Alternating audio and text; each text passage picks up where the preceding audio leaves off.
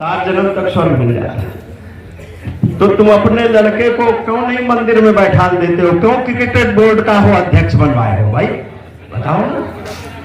और ये हमारे गरीबों, पिछड़े, दलित, शोषित, वंचित और अगरों में भी जो कमजोर लोग हैं उनकी कोई रक्षा कर सकता तो वो संविधान और बाबा साहब कर सकते हैं, उसके अलावा कोई नहीं कर सकता। बैठे तो है विजय बाबू, ये तो ब्राह्मण बिरादरी के हैं, ब्राह्मण बिरादरी के हैं। और बीजेपी जो संविधान खत्म करना चाहती, लोकतंत्र खत्म करना चाहती, ये समाजवादी के साथ में आ गए तो उस दिन से ब्राह्मण खत्म हो गए, यादव हो गए। बताओ भाई, लोग तो कहते हैं कि सब ब्राह्मण और बड़ी जातियों को लोग कहने लगते कि नहीं बीजेपी, तो बीजेपी, ये बीजेपी किसी की नहीं है। ये गलत फहमी हटा देना। जब आप अन्याय के खिलाफ बोलोगे तो आपकी अपनी औकात दिखाने का काम ये बीजेपी के लोग करेंगे। आप बताओ, विजय बाबू वाजपेयी तो समाजपुर से प्रधान थे, इनकी प्रधानी खाली बीजेपी ने, यहाँ के विधायक ने लेके सबने। और अगर किसी ने रक्षा की है इनकी तो बाबा साहब भीमराव के अंबेडकर के संविधान ने इनकी रक्षा की। बताओ कहां गए? ये बताओ, इनकी किसने रक्षा की? संविधान नहीं होता, बाबा साहब ने अगर नियम कानून नहीं बनाए होते तो क्या तुम्हारी प्रधानी बहाल हो सकती थी? नहीं हो सकती थी। इसलिए ये पीडीए नारा सबका है, ये मत समझना। और संविधान है तब तक आप सुरक्षित हो, जिस दिन संविधान नहीं रहेगा उस दिन हम आपकी कोई गिनती नहीं है। और ये केवल ये जातियां बना दी इसलिए कि सबको तोड़ तोड़ के अपना काम निकालते रहो। जाति बना दी, धर्म बना दिया, गोत्र बना दिया। और इतने बीजेपी वाले बेईमान लोग हैं, पहले धर्म में बांटते हैं और फिर जात में बांटते हैं और अपनी चुनाव जीतने के लिए पति पत्नी में भी बांटने का काम ये लोग करते हैं। बताओ, 3 तलाक ले तो आए थे, कहां गया 3 तलाक? केवल चुनाव के लिए ले आए थे, लोगों को ध्यान हटाने के लिए। इसलिए मैं आप सब लोगों से कहना चाहता हूं कि हमारे प्रोफेसर लक्ष्मण यादव ये मामूली व्यक्तित्व नहीं है, ये पढ़े लिखे विद्वान साथी है और दिल्ली विश्वविद्यालय में पढ़ा रहे थे। और इन्होंने संविधान और जो अन्याय अत्याचार हो रहा है उसके खिलाफ आवाज उठाई। और माननीय अखिलेश यादव जी ने जब से बिगुल फूका है पीडीए का, देश में खलबली मची है, देश में। और देश में जितने बहुजन के लोग हैं, जो अम्बेडकरवादी हैं, जो मान्यवर कांशीरामवादी है, जो माननीय मुलायम सिंह यादववादी है, वो सब एक हो गए। तब से बीजेपी परेशान है, परेशान है। और इन्होंने आवाज उठाई तो इनको नौकरी से बर्खास्त करने का काम किया। प्रोफेसर साहब को बर्खास्त कर दिया कि नहीं? ये जब तक इनके खिलाफ ना बोलो तब तक बीजेपी बहुत अच्छी है। जब आप अन्याय की बात उठाओगे तो बीजेपी से बुरा कोई नहीं होगा। इसलिए ये गलत फहमी मत पाल लेना कोई कि हमारा मौर्य का उप मुख्यमंत्री है तो हमारी सुनवाई हो जाएगी। कोई सुनवाई नहीं होने वाली। वो भी स्कूल मंत्री बना के रखे गए हैं, स्कूल मंत्री। अरे भाई, एक मौर्य बिरादरी की 69,000 शिक्षक में भर्ती में महिला थी, आंदोलन कर रही थी। योगी की पुलिस ने लाठियों से पीटने का काम किया और मौर्य जी बचा नहीं पाए। अनुप्रिया पटेल है तो पता लगा कि एक पटेल अधिकारी था, उसने रिट्वीट कर दिया तो उसको बर्खास्त कर दिया, बचा नहीं पाया। इसलिए गलत फहमी मत ले लेना। अभी हमारे बिरादरी के भी वो एक संजय निषाद बने, उनके गोरखपुर में एक निषाद के बेटे को सामंती लोगों ने गोलियों से भून दिया और उसी गोरखपुर में योगी आदित्यनाथ मौजूद थे। संजय निषाद की इतनी भी हैसियत नहीं कि वो जाके वहां आंसू भी पहुंच ले गए। नहीं, माननीय अखिलेश यादव जी ने मुझको भेजा तो पूरी पुलिस ने जितने प्रतिनिधिमंडल थे सबको हाउस अरेस्ट कर लिया। लेकिन मैं गोरखपुर के नेताओं को बधाई देता हूं कि उन्होंने, हम लोग गए हम तो गाड़ी और झंडा बदल के चले गए और पहुंच गए बॉर्डर के किनारे। और उसके बाद में वो लोग भी पीछे से दांव देके उनको चाय आय पिलाई पुलिस वालों को, पीछे वाले गेट से सब निकल आए और सब आके मिल गए। और हम लोग उसके गांव गए और गांव के बाहर पुलिस ने रोक लिया, रास्ता बदल के गए। लेकिन मैं कहना चाहता हूं, ये गलतफहमी मत पाल लेना कि तुम्हारी जात का कोई हो सकता बीजेपी में विधायक हो सकता कोई नेता हो, कोई मंत्री हो, कोई मुख्यमंत्री हो, कोई राष्ट्रपति हो, कोई प्रधानमंत्री हो, लेकिन आपकी रक्षा नहीं कर सकता और आपके हक अधिकार की लड़ाई नहीं लड़ सकता। और जो ही लड़ेगा उसको बीजेपी धूल चढ़ाने। है तो राष्ट्रपति भी दलित बिरादरी के, आदिवासी बिरादरी के। क्या लोकतंत्र का मंदिर पार्लियामेंट के उद्घाटन में उनको बुलाया गया? क्या बताओ, नहीं बुलाया गया।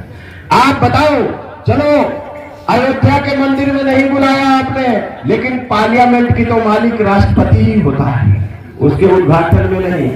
अयोध्या के मंदिर के भी उद्घाटन में नहीं। अरे राष्ट्रपति को तो उड़ीसा के मंदिर में घुसने को नहीं पाए। अब जब राष्ट्रपति की कोई वैल्यू नहीं है तो हमारी आपकी कौन सी वैल्यू है, बताओ ना। और माननीय अखिलेश यादव जी मुख्यमंत्री पद से हटे तो गंगा जल से घर धुलाया गया। जब पम्मू भाई यादव इतने अपवित्र हो जाएंगे तो कहार कुहार बढ़ई नाई विश्वकर्मा चौरसिया पाल वर्मा पासी चमार धोबी धानुक वाल्मीकि इनको कौन पूछ रहा, बताओ क्यों? जब वो इतने कन्नौज में चले गए मंदिर में तो होंगे तब और नहीं, कन्नौज में चले गए मंदिर में तो मंदिर में पता है गंगा जल से धुला है। जब यादव इतना पवित्र है, माननीय अखिलेश यादव जी को नहीं लगता था जब वो मुख्यमंत्री थे तो वो डेवलपमेंट और विकास की बात करते थे, एक्सप्रेसवे से लेके एम्बुलेंस से लेके सब कुछ। जब वो मुख्यमंत्री पद से हटे तब उन्हें पता लगा कि हम यादव हैं। सही बात। अरे वो कभी जात पात की बात नहीं करते थे, वो आज भी नहीं करते हैं। अगर करते होते तो माता प्रसाद पांडे को अपना पद नहीं देते। बताओ दिया कि नहीं दिया? हमारी पार्टी जात पात की बात नहीं करती, गांव गरीब पिछड़े दलित शोषित वंचितों की बात करती है। डॉक्टर नेहरू के विचारों पर चलती, बाबा भीमराव अंबेडकर के विचारों पर चलती, माधव कांशीराम के विचारों पर चलती है पार्टी, और पंडित जनेश्वर मिश्रा के विचारों पर चलने का काम करती। लेकिन मैं बीजेपी वालों को बताना चाहता हूं, जैसे विजय वाजपेयी जी हैं और कितने लोग होंगे, जब अन्याय अत्याचार, जब इनके खिलाफ आवाज उठाओगे तो अन्याय अत्याचार होगा। जैसे हमारे प्रोफेसर लक्ष्मण यादव पे अन्याय अत्याचार करने का काम बीजेपी ने किया है। लेकिन मैं इनकी बहादुरी को सलाम करता हूं कि इन्होंने जो जन आंदोलन माननीय अखिलेश यादव जी ने चलाया है, उस जन आंदोलन में खड़े होकर और उसको थाह देने के लिए प्रोफेसर लक्ष्मण यादव जी आ गए हैं। और जब आजादी की भी लड़ाई लड़ी गई थी तो पता नहीं कितने प्रोफेसर, कितने लोगों ने अपनी नौकरियां त्याग करके और घरों से अपनी जान कुर्बानी करके हर जाति वर्ग धर्म के लोगों ने आजादी की लड़ाई लड़ी थी। उसी प्रकार से जो माननीय अखिलेश यादव जी ने संविधान की रक्षा का बिगुल फूका है, उसमें भी आप लोगों को जाति धर्म से हटके सबको इस लड़ाई को मजबूत करना पड़ेगा, तभी पीडीए साकार होगा। और जब तक बीजेपी नहीं हटेगी तब तक आपका भला होने वाला नहीं है। नहीं तो ये सड़क बन तो रही है, ये कौन बना रहा? सरकार नहीं बना रही, अडानी बना रहे। अडानी एक कश्यप का बेटा, मुझे पता लगा है, दब गया अवैध खनन मिर्गावा में, अवैध खनन में दब गया। उन लोगों ने शायद धरने का प्रयास किया तो उठा के जबरदस्ती बाडी भेज दी गई, दबा दिया गया। ये है उद्योगपतियों की सरकार। ये मत समझ लेना कि ये सरकार है, सरकार नहीं, ये अडानी की सरकार है, अडानी की सरकार। इसलिए मैं गलतफहमी मत पालना, ये बीजेपी से बड़ा बेईमान कोई नहीं है, भ्रष्टाचारी कोई नहीं है। ये भगवान राम के चंदे में भी भ्रष्टाचार कर सकते हैं। ये पार्लियामेंट में भ्रष्टाचार किया, छत टपकने लगी। अयोध्या में भ्रष्टाचार किया, मंदिर की छत टपकने लगी, सड़कें धंस गई। तो भगवान राम ने भी जान लिया इनसे बड़ा बेईमान कोई नहीं है, इसलिए अवधेश पासी को वहां से जिताने का काम किया है। अवधेश पासी को जिताने का काम किया अयोध्या से। इसलिए मैं आप सब लोगों का आभार धन्यवाद व्यक्त करता हूं। इसलिए झांसे में मत आना, हम तो भगवान राम के खानदानी है यार। हमारा नहीं उद्धार हुआ तो तुम्हारा क्या उद्धार होगा बताओ। अरे भाई हम लोग भगवान राम जब वनवास गए, राम राजा थे तो निषाद राज भी राजा थे, और वनवास गए तो नदी पार कराई तो कोयवट ने पार उतारा और कहा भगवान राम से, उन्हें उतराई दी तो कहा उतराई मत दो, हम आपको नदी पार करा रहे, जब मौका आए तो भवसागर पार लगा देगा। लेकिन पता इन बेईमानों ने वही दुहाई दे दे के हमारे लोगों का वोट लिया। 3 बार दिल्ली में बना ली, 2 बार यूपी में बना ली, और हमारी नाव डुबो दी यही गंगा में। डुबो दी कि नहीं बताओ। जब ये हमारे नहीं हुए तो तुम्हारे क्या होंगे? तो ये किसी के नहीं, गलत फहमी मत पालना। हमारे माननीय अखिलेश यादव जी ने कसम, निषाद, बिन, धीमन, मल्ला, कहार, गोड़िया, माझी, मजवार, रैकवार, तुराहा, भर, राजवार, कुम्हार, प्रजापतियों को, इन 17 जातियों को अनुसूचित जात में परिभाषित करने का काम किया था। इन बेईमानों ने छीनने का काम किया।